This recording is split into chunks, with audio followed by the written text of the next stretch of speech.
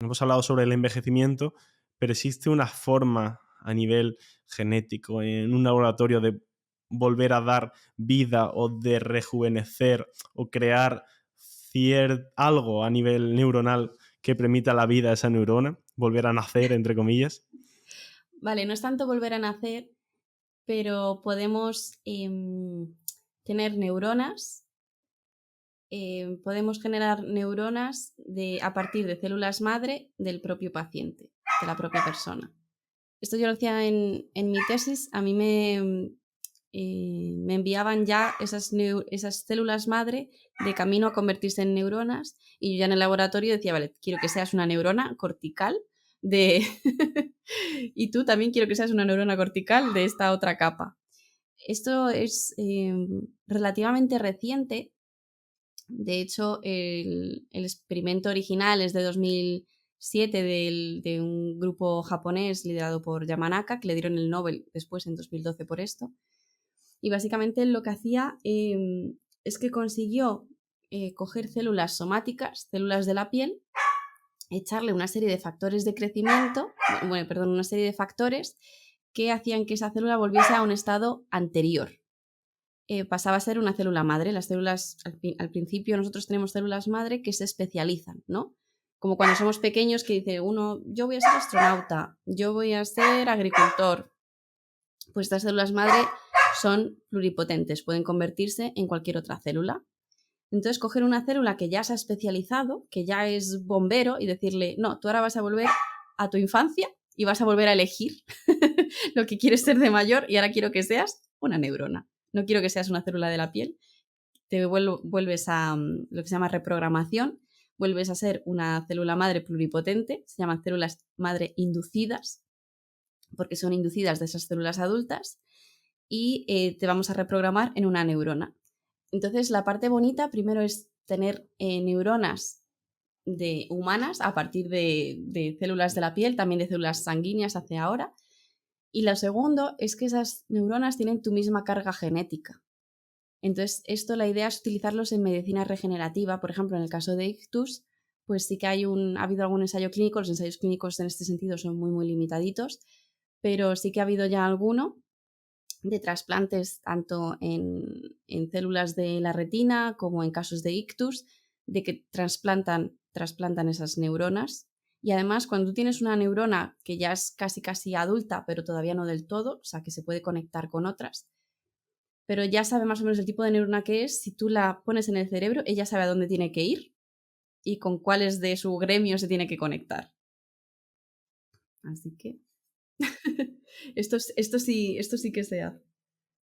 Bueno, entonces para la vida eterna eso queda todavía un tiempo, no sé si llegaremos. Para vivir eternamente eso lo dejamos a fábulas de Edgar Allan Poe y cosas así, Sí. pero bueno, sí que para reconstruir pequeñas cositas, vale. Referente a eso, ¿qué otros hallazgos, qué otras cosas nos puedes contar en la ciencia que te hayan llamado mucho la atención y que realmente la gente cuando lo escuche diga, wow, no me esperaba esto? El tema de las neurotecnologías, que no es nuevo, porque neurotecnologías llevan existiendo mucho tiempo. De hecho, pues todas las técnicas de imagen cerebral son neurotecnología, es ingeniería y tecnología aplicada al campo de la neurociencia. Pero estas nuevas que tenemos de tipo interfaces cerebro-ordenador, que tampoco son nuevas, ya habíamos hecho estudios, se habían hecho estudios en animales, pero ahora empiezan a hacerse estudios en humanos y se están empezando a ver cosas súper chulas de una persona con paraplegia que le pones un exoesqueleto y puede controlar el exoesqueleto entrenando a partir de sus señales cerebrales. Que no es que nos lean la mente, esto lo insisto mucho, no es que nos lean la mente, tú entrenas a una máquina, a una interfaz, para que esas señales que recoge, que en realidad son como los garabatos de un médico que escribe así de forma malamente, pero bueno, tú recoges esas señales muchas veces y empiezas a decir, vale, piensa en un gato, y recojo la señal, piensa en un gato, en un gato, en un gato, piensa en un conejo, conejo, conejo, conejo, y vale, piensa en un animal. Pues ahora veo si ese garabato se parece más a los garabatos de cuando pensabas en conejo o cuando pensabas en gatos. Y lo mismo para mover la pierna derecha o mover la pierna izquierda, o mover un dedo o mover otro en una mano biónica. Entonces, este tipo de interfaces del ordenador creo que van a ayudar a muchísima gente que haya tenido problemas de perder la capacidad de comunicarse o de caminar, cosas que son vitales para nosotros, sobre todo comunicarnos con nuestros seres queridos, me parece fundamental para nosotros como humanos y como personas.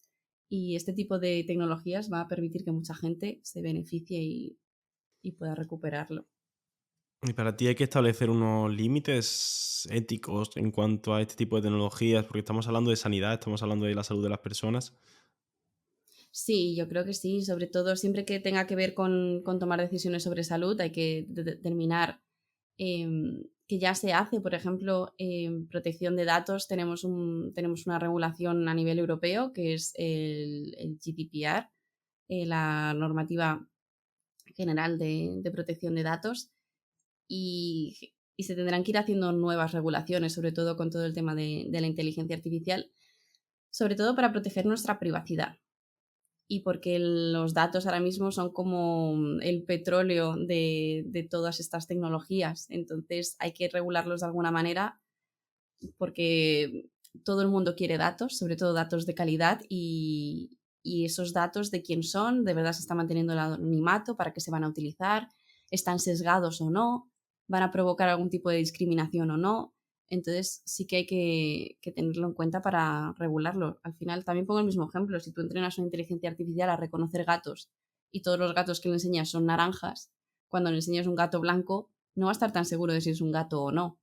Entonces tenemos que tener mucho cuidado de no hacer sesgos y de que todas estas nuevas tecnologías y desarrollos tecnológicos en general sean accesibles de forma universal, que no solo se beneficien los que puedan permitírselo, los que puedan tener acceso, que este es un problema general que tenemos en salud, ¿no? Llegan nuevas terapias, pero son nuevas terapias, son técnicas nuevas, suelen ser más caras, suelen estar restringidas más a casos muy concretos o a estudios clínicos, y hasta que llegan a ser accesibles para todos, pues pasa bastante tiempo.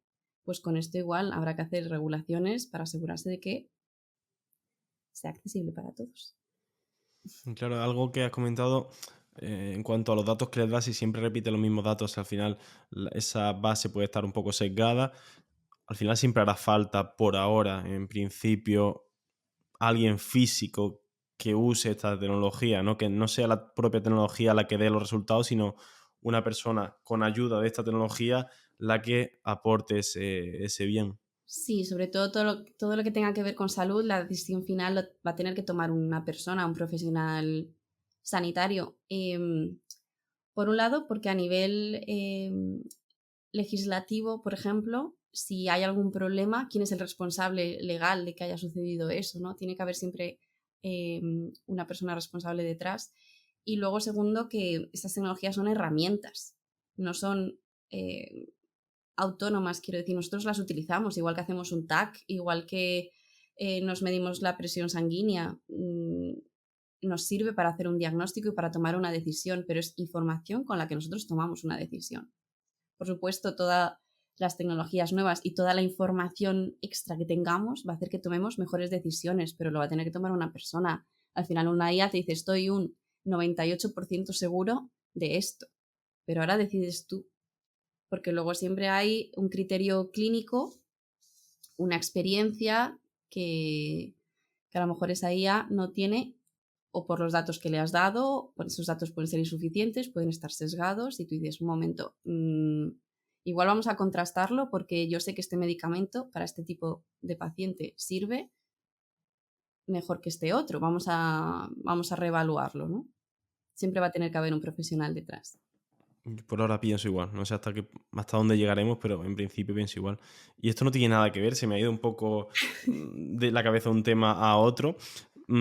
Estamos hablando de que la inteligencia artificial, las tecnologías nos van a ayudar a los seres humanos, y en tu campo de la investigación, de la ciencia, del trabajo en el laboratorio, ¿crees que alguna vez podremos los seres humanos, solo los seres humanos, sin tener que experimentar con otros animales, llegar a Ah, nuestros resultados? Porque es un tema que también me interesa, el hecho de, incluso la inteligencia artificial puede ser que, bajo tu punto de vista, nos pueda ayudar a terminar con este tipo de experimentación, o... nos va a ayudar a terminar con cierta experimentación, no solo la inteligencia artificial, sino tecnologías de impresión 3D de órganos y de tejidos, pues no tendremos que utilizar piel artificial, o qué quiero decir, piel real animal, porque utilizaremos piel artificial, esto ya se hace.